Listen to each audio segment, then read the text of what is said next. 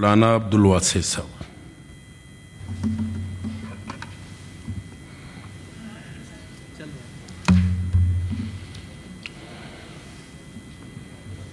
شکریہ جناب deputy chairman صاحب.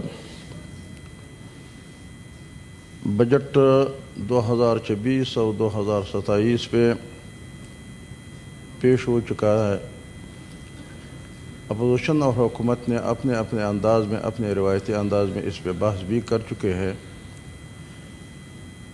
جناب چیئرمین، ایک وقت وہ تھا کہ ہم بجٹ میں اپنے صوبے کے لیے،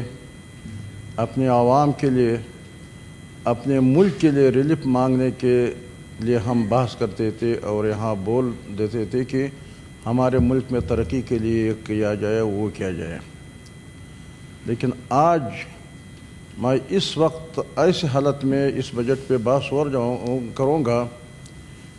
کہ ہمارے بلوچستان یا کم از کم خیبر پختونخوا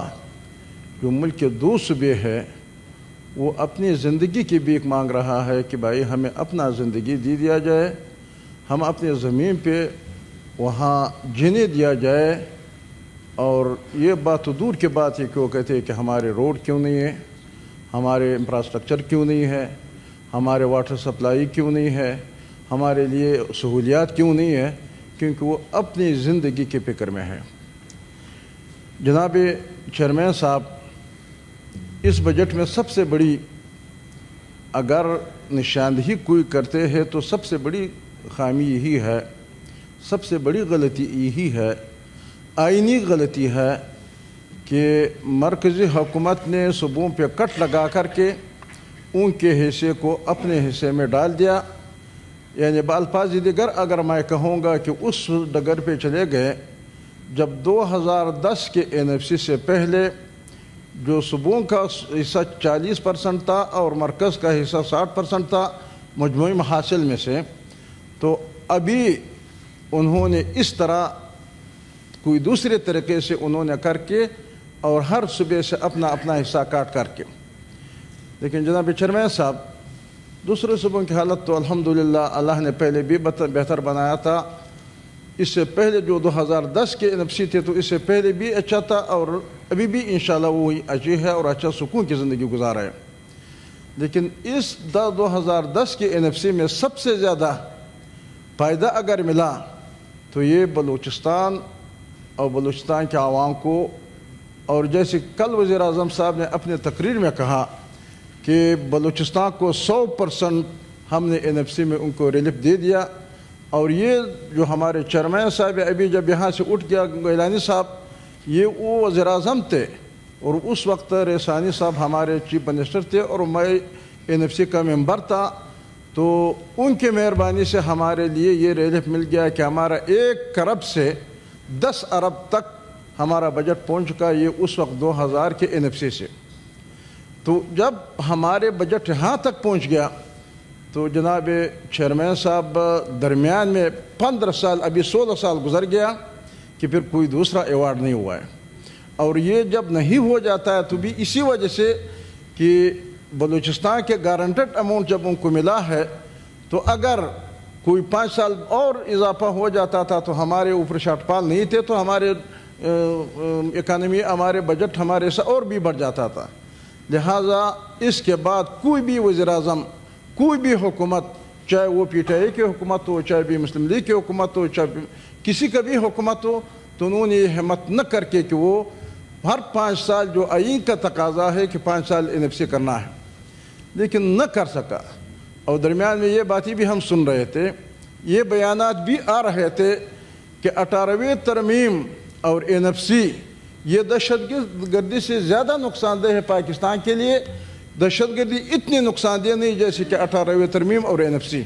اور یہ اس لیے نقصان دہ تھے کہ اس میں 18ویں ترمیم سے بھی فائدہ بلوچستان کو پہنچا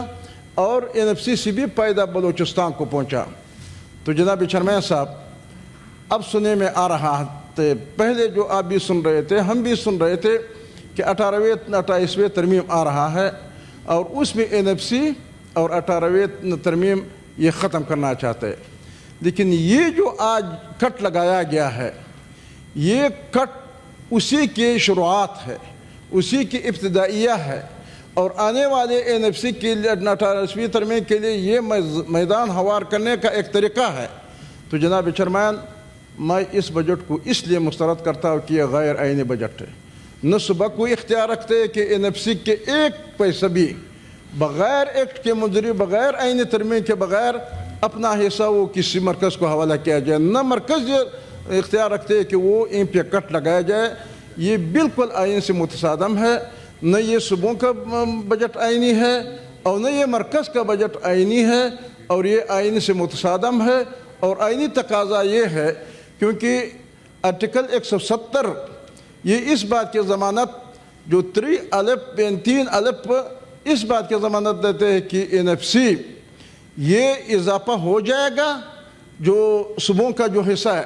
لیکن اس پہ کٹ نہیں لگایا جا سکتا ہے۔ لہٰذا اس بنیاد پہ یہ بجٹ ہم غیر آئینی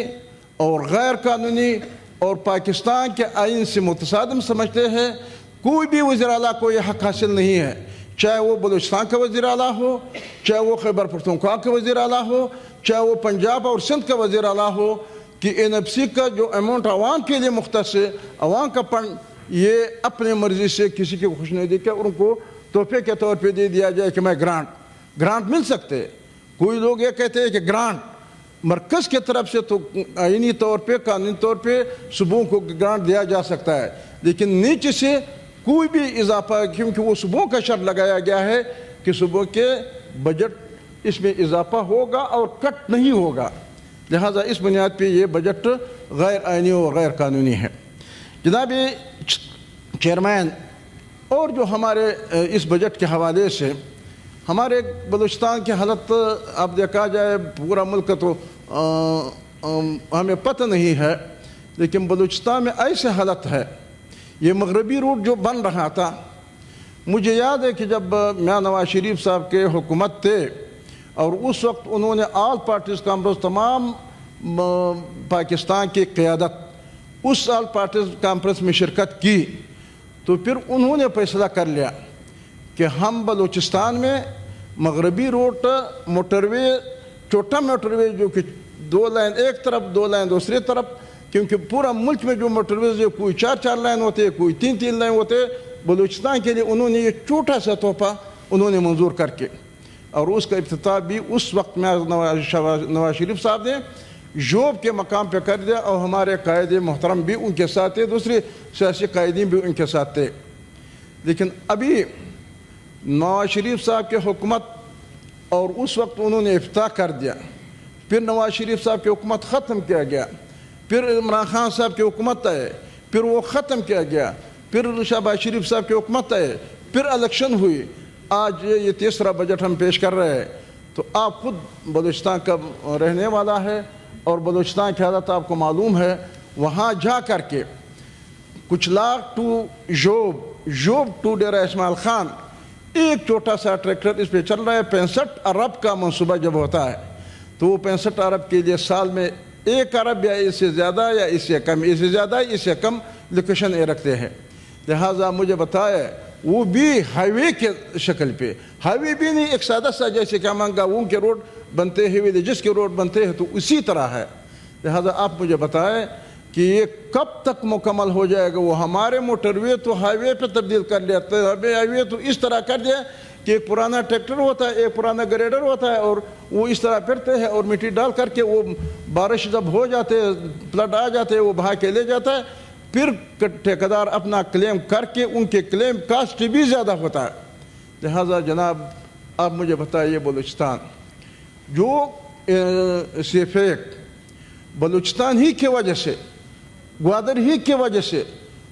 پاکستان کے لیے، پاکستان اور چینی کے درمیان جو کریڈور منظور ہوا ہے تو یہ گوادر پورٹ کی وجہ سے ہے،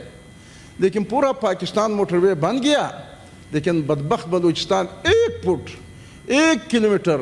1 گز وہاں موٹر وے ابھی تک نہ بنا سکا۔ موٹر وے تو چھوڑ کے بات ہے، جو انہوں نے یہ ہائی وے کے طرز کی، پھر ہائی وے کے گاؤں کے والے روڈ ہے، وہ بھی اس کا حالت یہ ہے۔ تو آپ ہمیں بتائیں کہ اس بجٹ سے ہم کیا توقع رکھیں؟ ٹھیک ہے، بلوچستان تو اسی طرح ہے، لیکن ہمارے ساتھ جو ظلم ہو رہا ہے، ظلم کے بعد ظلم در ظلم، تو یہ ہے کہ اب یہ گندم جو پنجاب سے ہمارے طرف جب آ رہا ہے یا کے پی کے کی طرف جب جا رہا ہے، یہ سمگلنگ میں شمار ہوتا ہے۔ یہ سمگلنگ ڈکلیئر کرتے ہیں کہ آپ نہیں لے جا سکتے، دوسرے صوبے پہ نقل حمل پہ پابندی ہے، لیکن آپ کا گندم، آپ کے صوبے کا گندم ہمارے طرف جب آتے ہیں تو آپ اس کو راہداری کے بغیر نہیں دے سکتے، اور میں نہیں لے جا سکتا ہوں، اور اس پہ پابندی ہے۔ لیکن میرے تانبا، میرے سونا،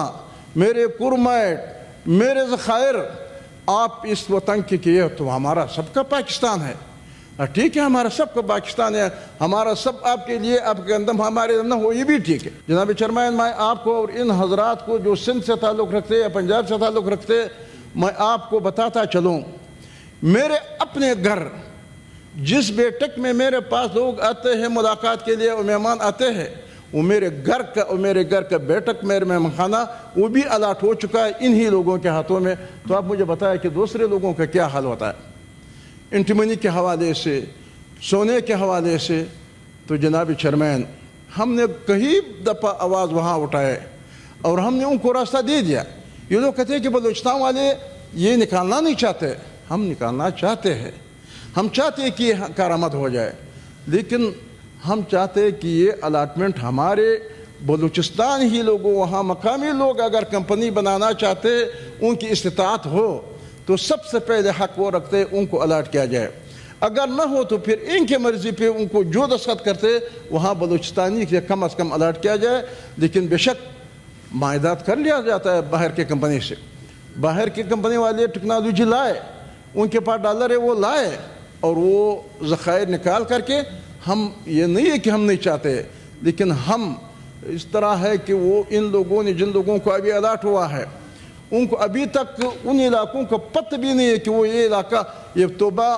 کاکڑی ہے کدھر، یہ توبہ اچکزی ہے کدھر، یہ نوشکی، یہ ریکارڈنگ کا علاقہ چاگی یہ ہے کدھر، لیکن ادھر الاٹ کر کے، اور وہ اس ڈپازٹ پہ وہاں باہر کے بین الاقوامی مالیاتی اداروں سے قرضے لیتے ہیں۔ پھر کیس اس طرح ہمارے چلتے، جیسے کہ ریکارڈنگ کیس ہمارے چلا، اور اسی ریکارڈنگ کے بنیاد پہ وہاں ہمارے اوپر جرمانہ آیا 6 ارب ڈالر، اور ہمیں بلیک میل کر کے کیا جرمانہ ادا کر لو 6 ارب ڈالر، یا یہ کمپنی کو جو معاہدہ ہوا ہے ان کو دے دیا جائے،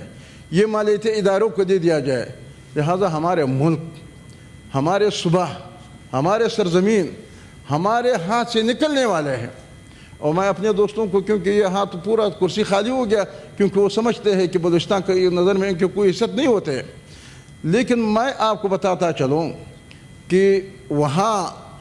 ہمارے ان بھائیوں کا خیال یہ ہے کہ یہ تو حکومت کی زمین ہے، یہ گورنمنٹ کے اسٹیٹ کی زمین ہے، تم بلوچستان والے خواہ یہ بدماشی کرتے۔ نہیں، ہمارے اس کی علیحدگی ہے، کیونکہ ہمارا قبائل کا زمین ہے۔ ہمارے قبائل نے ایک دوسرے کے ساتھ سالہ سال انہوں نے لڑائی کی، قبیلوں کے در قبیلوں کے، لیکن پھر اس کے بعد وہاں معزز عدالت عالیہ نے، جو چیف جسٹس جمال مندوخیل نے فیصلہ دے دیا کہ یہ یہاں قبائل کا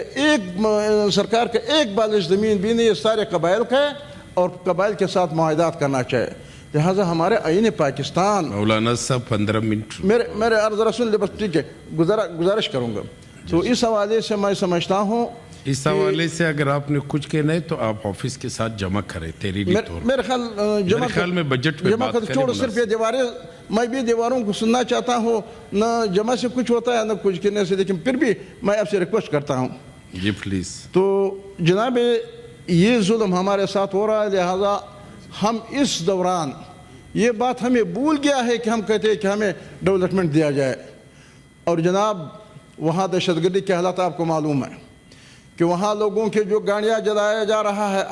آپ خود دکھی لولائی وغیرہ سے تعلق رکھنے والے ہیں، جو کوئلے سے لوڈ کر کے، اور یہاں روڈ پہ گاڑیاں اس طرح جلتے، ہرنائی، اشارک وغیرہ،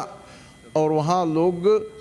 اپنے گاڑی کو دیکھتے ہوئے اس طرح لائن میں وہ آگ لگے ہوئے۔ لہٰذا یہ دہشت گردی جو ہمارے اوپر ہے، یہ دہشت گردی جو ہمارے اوپر ہے کہ وہاں دنیا بھر کے دہشت گردوں کو یہاں جمع کر دیا. اب ہم یہ نہیں سمجھتے کہ ہماری ریاست کے دوست کون ہے, ہماری ریاست کے دشمن کون ہے. وہاں مختلف نام سے مختلف لوگ, 4-5 لوگ دہشت گرد تنظیمیں وہاں کام کر رہے ہیں, مسلح تنظیمیں وہاں کام کر رہے ہیں. اب لوگ حیران ہیں کہ میں کس سے حفاظت کر لوں اور کس اپنے آپ کو محفوظ سمجھو اور کس کے ہاتھوں پہ میں مر جاؤں گا. مولانا صاحب, لہذا جناب چیئرمین, اس دہشت گردی کے حالت میں ہمارا گزارش یہ ہے کہ بجٹ ہمیں کچھ نہ دیا جائے لیکن ہمیں حفاظت دیا جائے. اور اگر وہ کہتے ہیں کہ تم لوگ لشکر بناؤ, لشکر ہم نہیں بنا سکتے, ہم نہیں لڑ سکتے ہیں, وہاں سول وار ہو جائے گا اگر ہم نے لشکر بنا دیا. یہ ہمارے محافظین ہیں, ہم سے اور بھی مزید ٹیکس دیا جائے, ہمارے اوپر بوجھ دیا جائے, ہمارے اوپر کٹ لگایا جاتا ہے, یہ تو بدتخوری جو کرتے ہیں وہ تو کرتے رہے, لیکن ہمیں امن دیا جائے, ہمیں حفاظت کا گارنٹی دیا جائے. پاکستان پائندہ آباد اور اسلام زندہ باد. شکریہ مولانا عبدالواسع. سینیٹر